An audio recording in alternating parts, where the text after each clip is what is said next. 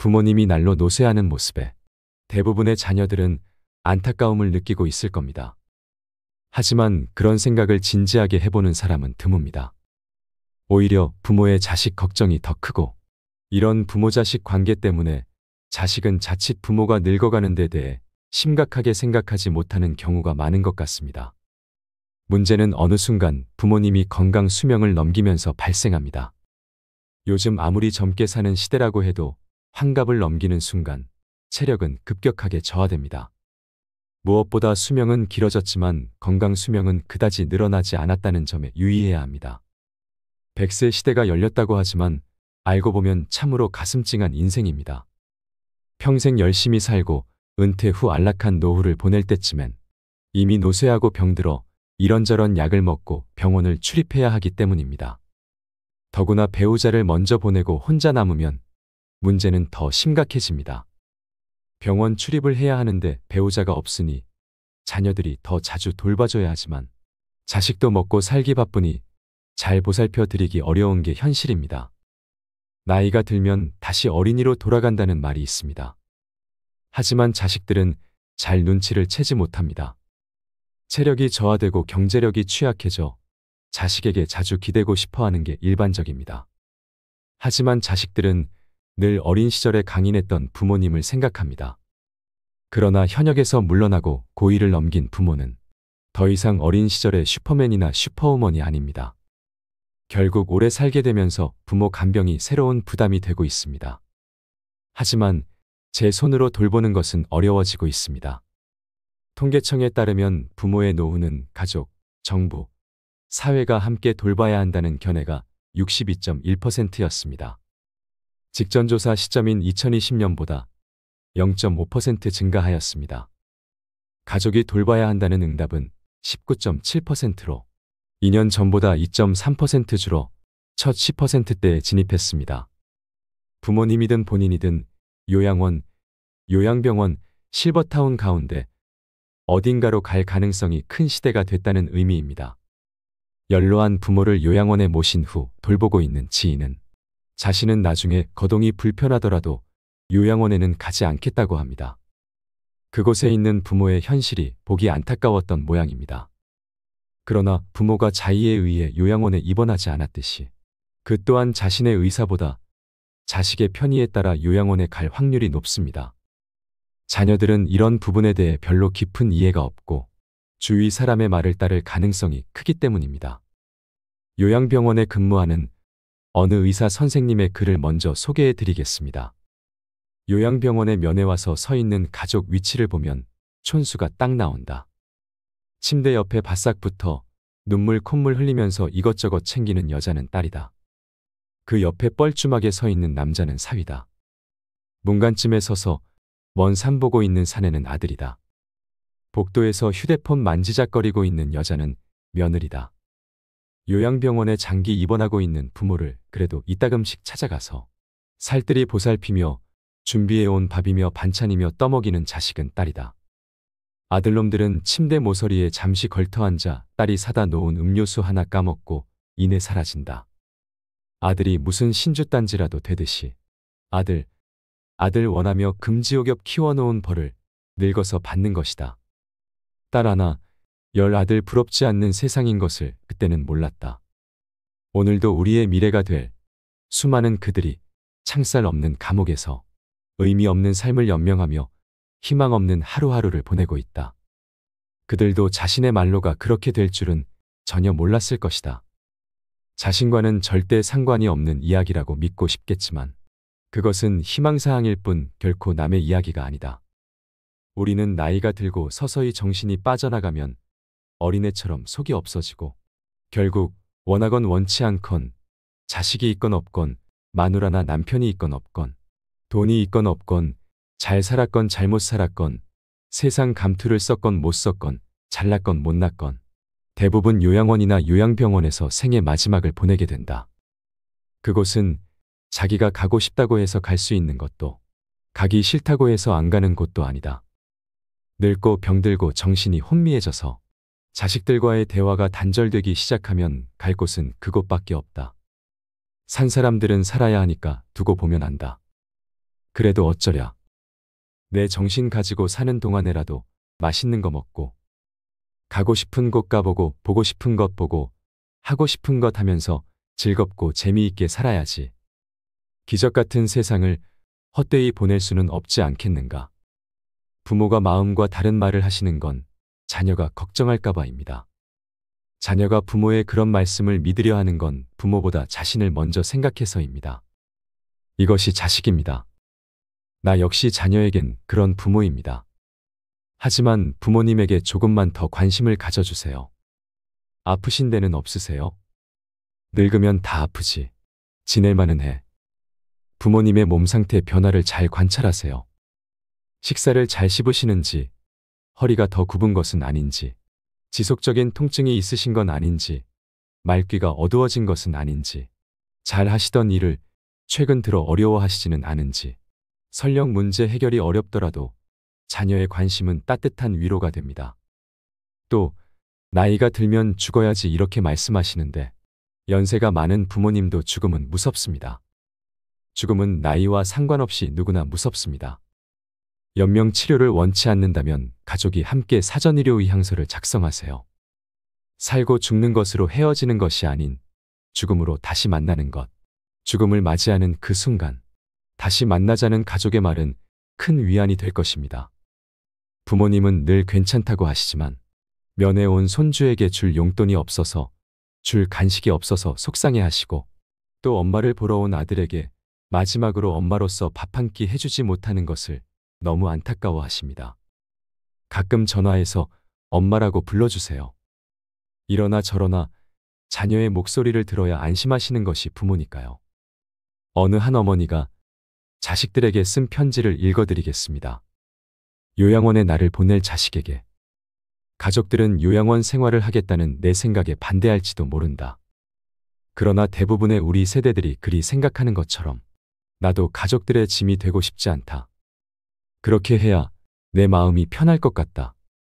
그래서 몸은 가라앉아도 정신이 양호하다면 내 스스로 요양원을 찾을 것이다.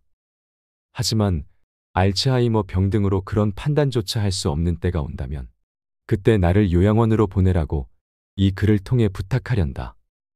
얘들아, 나의 뇌가 나와 너희들을 내 기억에서 밀어냈을 때 나를 요양원으로 보내다오.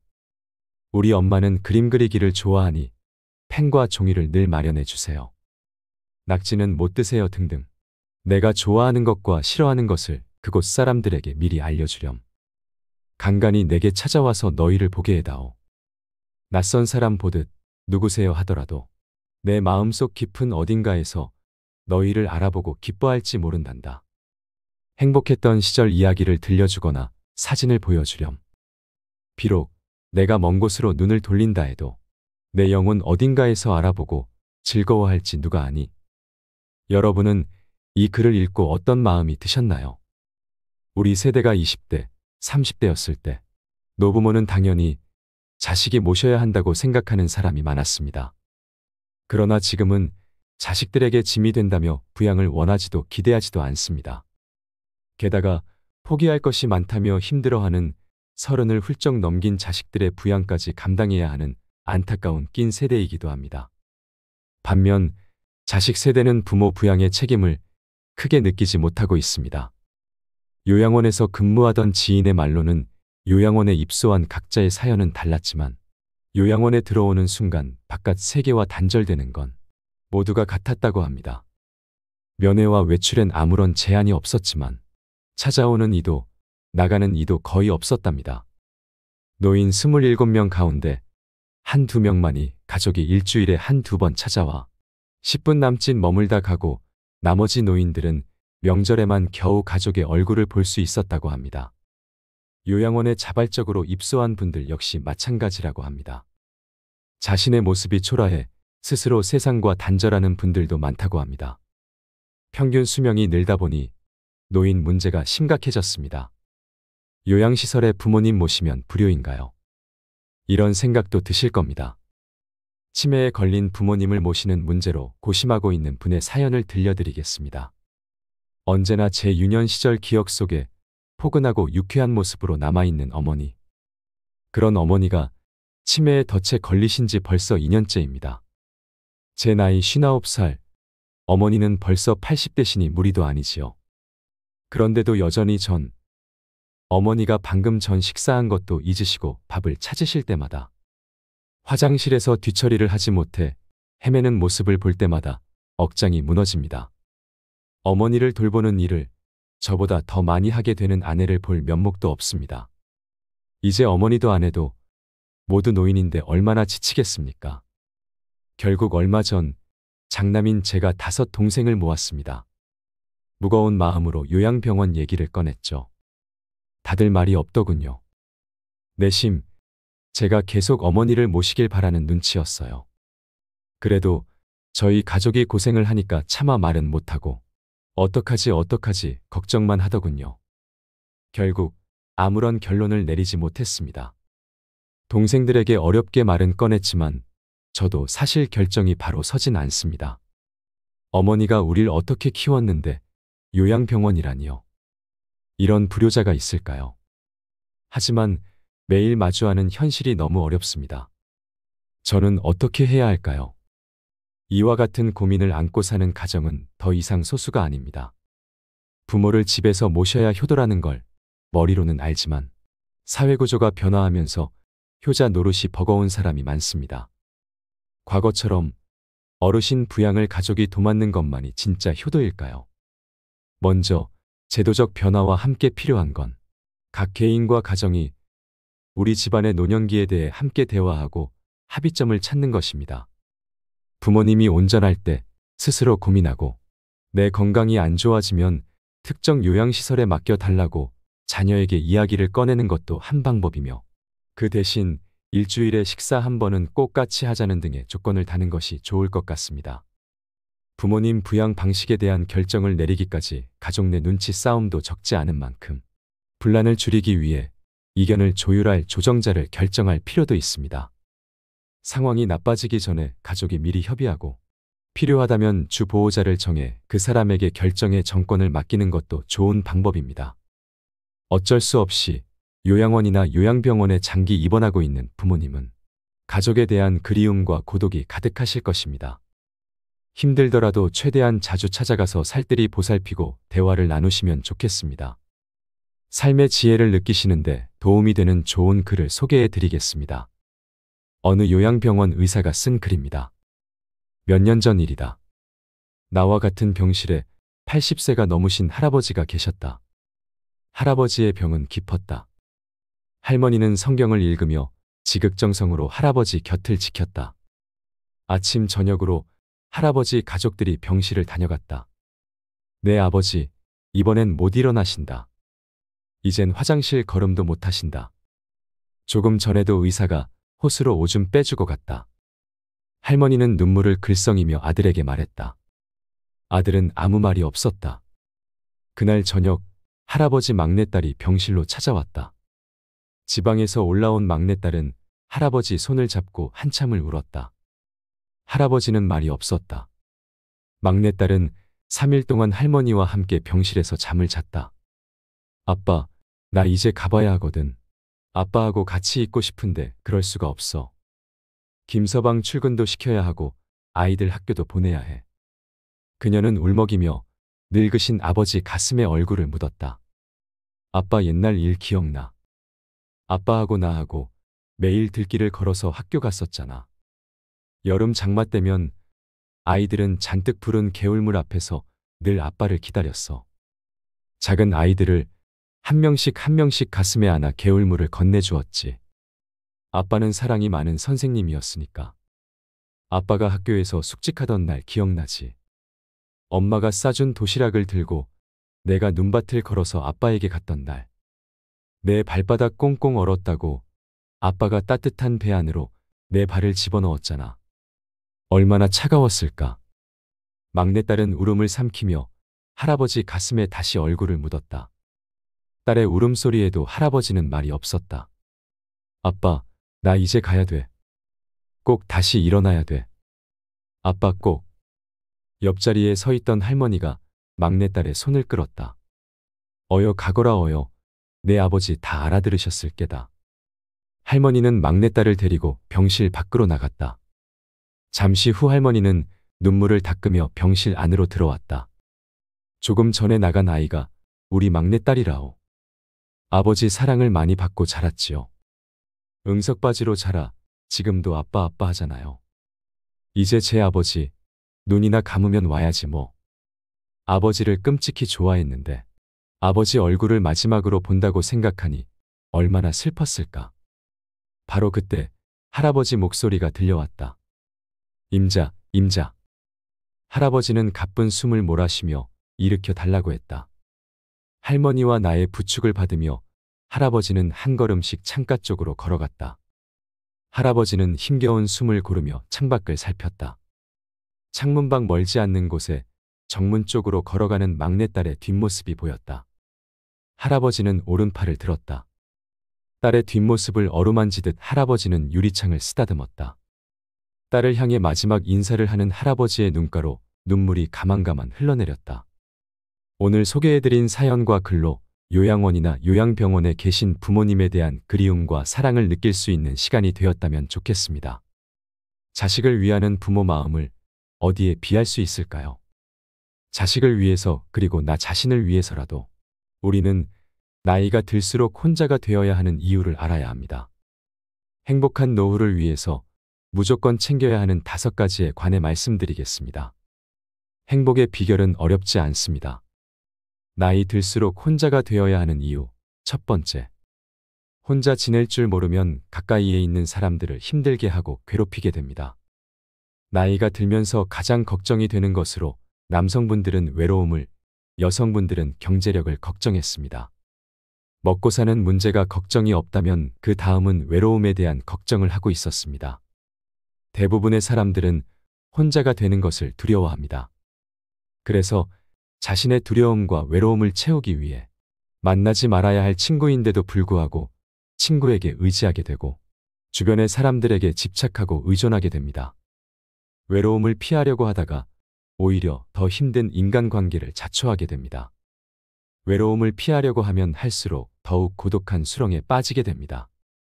이처럼 자신의 외로움과 두려움을 스스로 해결하지 않고 타인에게 지나치게 의존해서 해결하려고 한다면 결국 자신과 타인 모두에게 고통이 될 것입니다. 주변 사람들과 가족들은 점점 지쳐갈 것이고 이런 일이 반복되면 상대방과의 갈등은 커져서 서로가 원수 같은 관계가 될 것입니다. 결국 혼자가 되는 방법을 모르는 사람, 타인에게 지나치게 의존하는 사람은 주위에는 자녀들조차도 남지 않게 됩니다. 혼자 있는 시간의 힘의 저자인 사이토 다카시 교수는 외로움에 대해서 말하기를 성장을 위해서는 혼자 있는 시간이 필요하고 혼자 있는 시간을 잘 활용하는 연습을 하는 것이 꼭 필요하다고 합니다. 혼자가 되는 것이 나쁜 것만은 아닙니다. 자신을 위해 할 수 있는 일들이 너무나 많습니다. 여러분은 자신의 두려움을 타인에게 의존해서 해결하지 않으셨으면 좋겠습니다.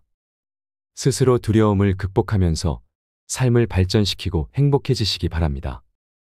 두 번째, 가까이에 있는 소중한 사람을 보물처럼 생각하세요. 우리는 가까이에 있는 것만으로도 소중하다는 것을 잊어버리고 살아가는데요. 늘 곁에 있는 소중한 사람에게 막말을 하거나 홀대하거나 무시하거나 상처 주는 말을 너무 쉽게 하고 계시지는 않으신가요? 옛 속담에 중마고우도 말 한마디에 갈라진다는 말이 있습니다. 아무리 가까운 사이라도 말을 함부로 하면 멀어지게 된다는 뜻입니다. 나이가 들어갈수록 더욱 더 말조심을 해야 합니다. 매일 보는 사람은 함께하는 시간이 많다 보니 장점보다는 단점이 보이고 내 생각대로 내 뜻대로 되지 않는다고 불평과 험담을 하게 됩니다. 나에게 잘해주는 사람은 홀대하고 멀리 있는 사람에게는 잘해주고 있는가? 한번 자신의 삶을 되돌아보세요. 소중한 사람에게 막대한다면 결국에는 소중한 사람을 잃게 됩니다. 그리고 나중에 깨닫습니다. 놓치면 안 되는 사람이었구나 하고요. 있을 때 잘해줘야 하는데 꼭 떠나고 나서 후회를 하게 됩니다. 배우자를 비롯해서 사랑하는 부모님이 곁에 있을 때만이라도 서로에게 베풀어준 소중함을 떠올려 보는 것이 좋겠습니다. 세 번째, 배우고 도전하는 삶에서 삶의 질을 높일 수 있습니다. 혼자가 되기를 두려워하고 피하려고만 하는 사람은 혼자 있는 시간을 감옥 생활처럼 느끼면서 무료하고 지루한 시간을 보냅니다. 이런 시간을 때우기 위해서 인위적으로 바쁜 척하고 아는 사람들과 약속을 하며 돈과 시간과 감정을 낭비하게 되는데요. 어색하고 불편한 만남은 지나친 집착으로 자신뿐만 아니라 타인을 힘들게 하는 잘못된 만남이 됩니다. 그렇게 시간을 허비해봤자 남는 것은 없습니다. 오히려 혼자 있는 시간을 잘 활용해 보세요. 부족한 부분을 채워나가거나 삶이 바빠서 미루어왔던 자신이 하고 싶었던 일이 있으실 겁니다. 못다 이룬 꿈과 하고 싶었던 버킷리스트를 하나씩 찾아서 시간을 채워나간다면 놀라울 만큼 발전하고 만족함을 얻을 것입니다. 고독을 즐길 줄 아는 사람은 자신의 삶을 성장시키며 살아가게 됩니다. 무엇보다 이렇게 혼자 있는 능력을 키운 사람은 관계에 대한 실망과 집착에서 자유로워집니다. 나에게 부정적인 영향을 주는 사람에게 의존할 필요도 없어집니다. 굳이 노력하지 않아도 좋은 관계만 남게 되고 좋은 사람들과 존중하며 살아갈 수 있게 됩니다.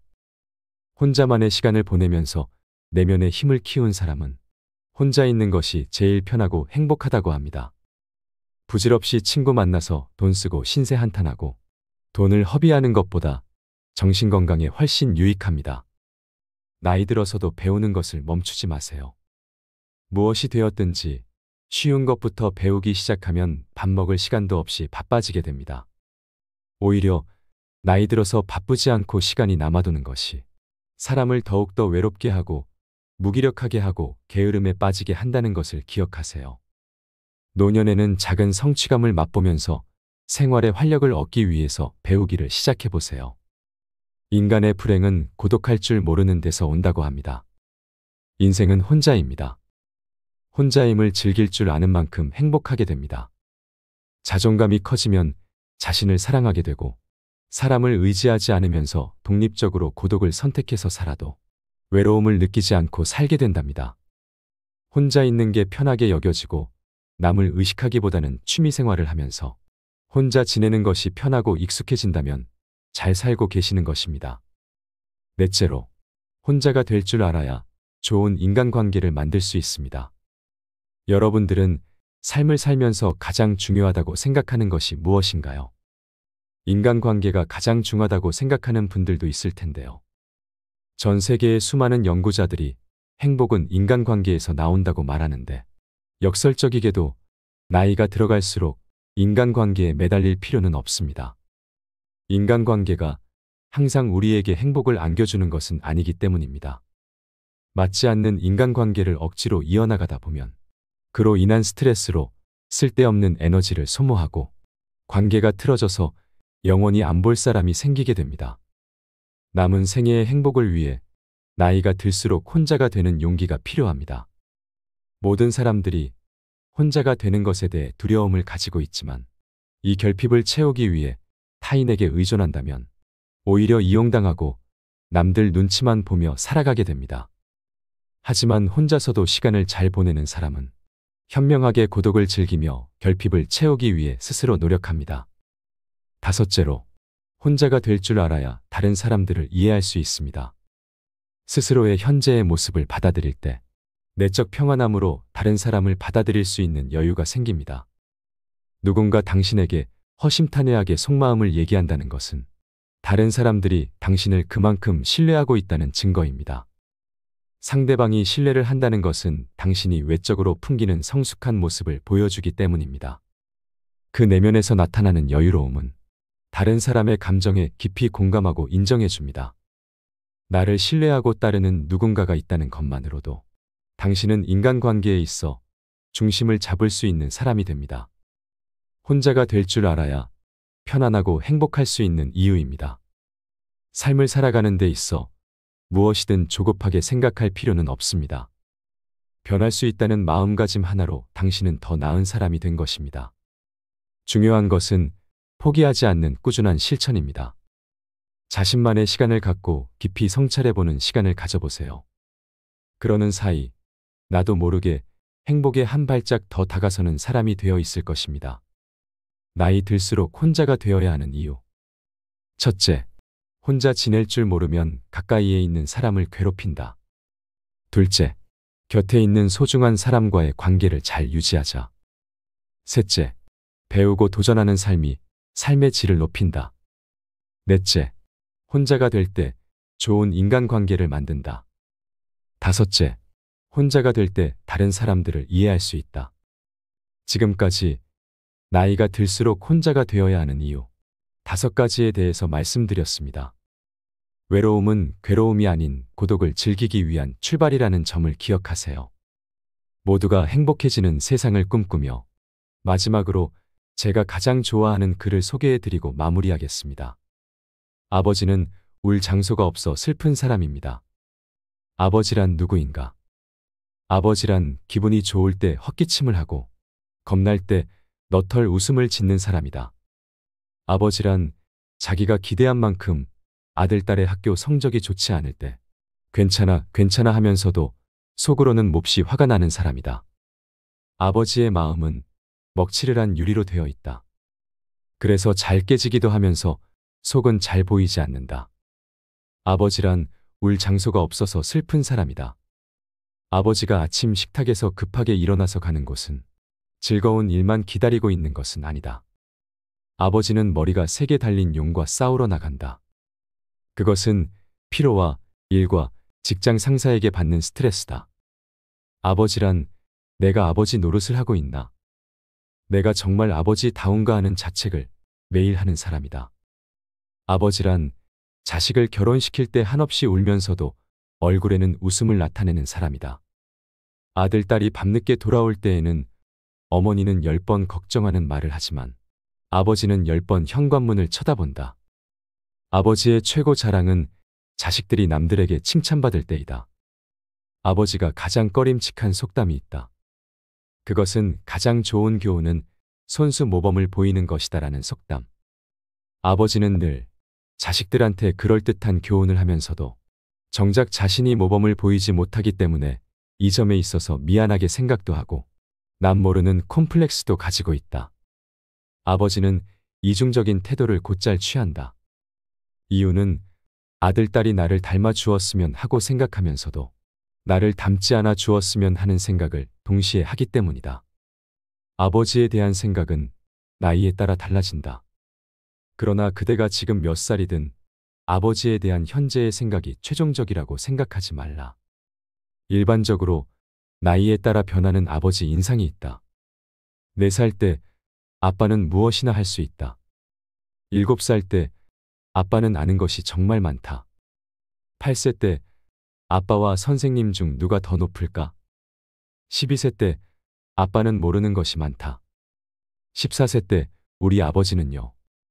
세대 차이가 나요. 25세 때 아버지를 이해하기는 하지만 기성세대는 같습니다. 30세 때 아버지의 의견도 일리가 있죠. 40세 때 여보 이 일을 결정하기 전에 아버지의 의견을 들어봅시다. 50세 때 아버님은 훌륭한 분이셨어. 60세 때 아버지께서 살아계셨다면 꼭 조언을 들었을 텐데. 아버지란 돌아가신 뒤에도 두고두고 그 말씀이 생각나는 사람이다. 아버지란 돌아가신 후에야 보고 싶은 사람이다. 아버지는 결코 무관심한 사람이 아니다. 아버지가 무관심한 것처럼 보이는 것은 체면과 자존심과 미안함 같은 것이 어우러져서 그 마음을 쉽게 나타내지 못하기 때문이다. 아버지의 웃음은 어머니의 웃음보다 2배쯤 농도가 진하다. 울음은 10배쯤 될 것이다. 아들, 딸들은 아버지의 수입이 적은 것이나 지위가 높지 못한 것에 대하여 불만이 있지만 아버지는 그런 마음에 속으로만 운다. 아버지는 가정에서 어른인 채 해야 하지만 친한 친구나 마음이 통하는 사람을 만나면 소년이 된다. 아버지는 어머니 앞에서 기도는 안 하지만 혼자 차를 운전하면서는 큰 소리로 기도도 하고 누구인가에게 의지한다. 어머니의 가슴은 봄과 여름을 왔다 갔다 하지만 아버지의 가슴은 가을과 겨울을 오고 간다. 부모가 되고 나이가 들다 보면 어린 시절에 부모에게 불효했던 것을 뒤늦게 깨닫고 마음 아파한다. 나도 그러했기에 자식이 나를 서운하게 하는 일이 있다 해도 이해하려 한다. 아쉬움과 후회 속에서 살아가는 것이 인생이니까. 때가 되면 식물들은 꽃과 잎을 떨굴 준비를 한다. 꽃은 세상을 아름답고 향기롭게 꾸미고 벌과 나비에게 꿀을 주고 다음 세대의 번식을 위해 열매를 맺은 후에는 떨구어 대지를 향한다. 잎도 줄기의 작용인지 아니면 잎이 알아서 떨어지는 것인지는 알 수 없으나 가을이 되면 낙엽이 된다. 식물들이 때를 알아 꽃이나 단풍으로 마지막을 예쁘게 장식하고 떨어지듯 우리도 인생의 끄트머리에 있는 때를 미리 생각하며 아름다운 마무리가 될 수 있게 준비하는 것은 어떨까? 자식을 한 명이라도 키워보신 분은 다 아실 겁니다. 내 몸 아픈 것보다 내 자식 아픈 게 가슴에 더 사무치도록 힘들다는 것 말입니다. 여러분, 행복한 노년의 삶을 위해서는 노선으로 살아야 합니다. 어느덧 60 고개를 넘기고 나면 일주일이 하루 같다고 할까요? 아무런 하는 일도 없이 무난전화도 뜸하게 걸려오다가 어느 날부터인가 뚝 끊기고 맙니다. 이럴 때 내가 영락없는 노인임을 깨닫게 됩니다. 노인이 돼봐야 노인 세계를 확연히 볼 수 있다고 할까요? 노인들의 삶도 가지가지입니다. 노선이 있는가 하면 노학이 있고, 노동이 있는가 하면 노옹이 있고, 노광이 있는가 하면 노고가 있고, 노공이 있는가 하면 노추도 있습니다. 노선은 늙어가면서 신선처럼 사는 사람입니다. 이들은 사랑도 미움도 놓아버렸습니다. 성냄도 탐욕도 벗어버렸습니다. 선도 악도 털어버렸습니다. 삶에 아무런 걸림이 없습니다. 건너야 할 피안도 없고 올라야 할 천당도 없고 빠져버릴 지옥도 없습니다. 무심히 자연 따라 돌아갈 뿐입니다. 노학은 늙어서 학처럼 사는 것입니다.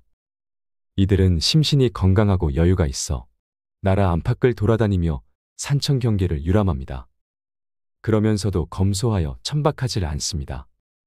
많은 벗들과 어울려 논일며 베풀 줄 압니다.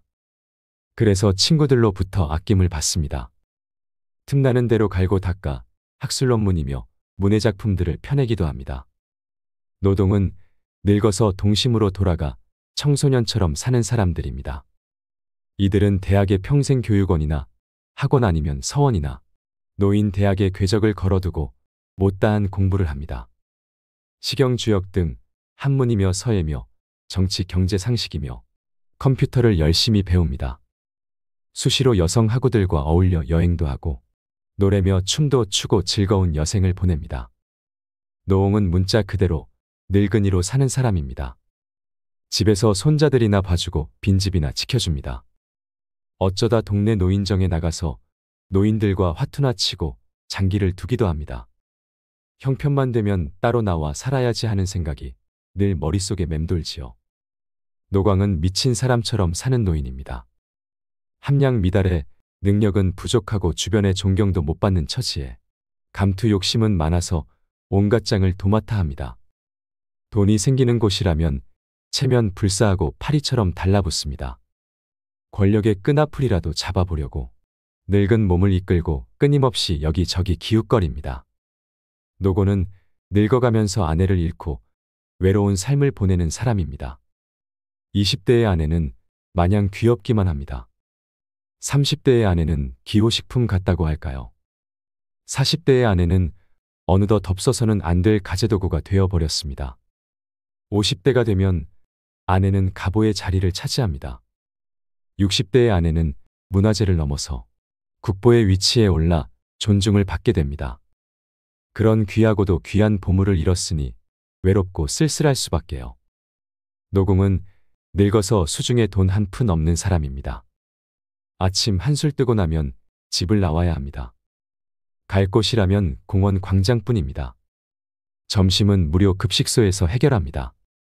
석양이 되면 내키지 않는 발걸음을 돌려 집으로 들어갑니다. 며느리 눈치 슬슬 보며 밥술 좀 떠넣고 골방에 들어가 한숨 잡니다. 사는 게 괴롭습니다. 노추는 늙어서 추한 모습으로 사는 사람입니다. 어쩌다 불치의 병을 얻어 다른 사람 도움 없이는 한시도 살 수 없는 못 죽어 생존하는 가련한 노인입니다. 인생은 자기가 스스로 써온 시나리오에 따라 자신이 연출하는 자작극이라 할까요? 나는 여태껏 어떤 각본을 창작해왔을까 생각해보지만 이젠 고쳐 쓸 수가 없습니다. 그러나 이 연출의 핵심은 남은 인생의 후반전을 어떤 자세로 살아가느냐에 있습니다. 바로 노선으로 사는 일입니다. 천상병 시인의 노래처럼 아름다운 이 세상 소풍이라 생각하며 여유롭고 아름답게 살 일일 것입니다. 이상으로 인생 철학이었습니다. 철학이 있는 당신의 삶을 응원합니다.